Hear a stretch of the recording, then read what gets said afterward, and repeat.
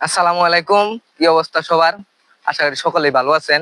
আমি আল্লাহর রহমতে ভালো আছি। আজকে আমরা যেখানে দাঁড়িয়ে রয়েছি এটি হলো ঘাটাইল উপজেলার সন্ধানপুর ইউনিয়নের কুশারিয়া গ্রাম। এটি আসলে একটি শালবন বাগান।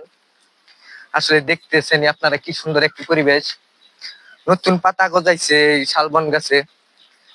অপূর্ব বাতাস। এই বাতাসের মধ্যে আমরা দাঁড়িয়ে দাঁড়িয়ে ভিডিও বানাচ্ছি আপনাদের দেখানোর জন্য। আসলে এই শালবনের একটু পাশ দিয়ে বয়ে চলেছে একটি রাস্তা, আপনারা দেখতে পাচ্ছেন। দেখেন আসলে কি পরিমাণ উঁচু একটি জায়গা, এখান দিয়ে আমরা নেমে যাচ্ছি এই রাস্তার দিকে।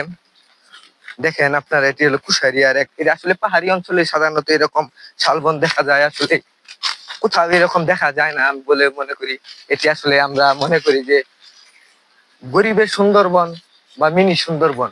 আসলে এখানে নানান প্রজাতির পশু পাখি আছে দেখা যায়, যেমন সাপ, শিয়াল, আর অনেক কিছু এখানে দেখা যায়। দেখেন কত সুন্দর একটি রাস্তা।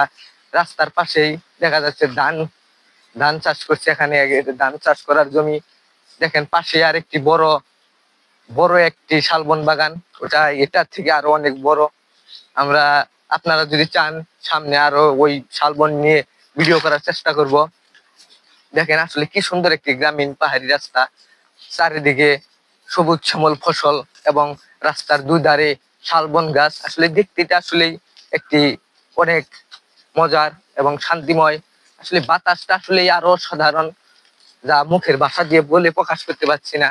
আপনাদের যদি এই শালবন বাগান বা আমাদের গ্রামের দৃশ্যটি আপনাদের কাছে ভালো লেগে থাকে, তাহলে অবশ্যই একটি লাইক, শেয়ার, কমেন্ট করে পাশে থাকবেন। ধন্যবাদ সবাইকে।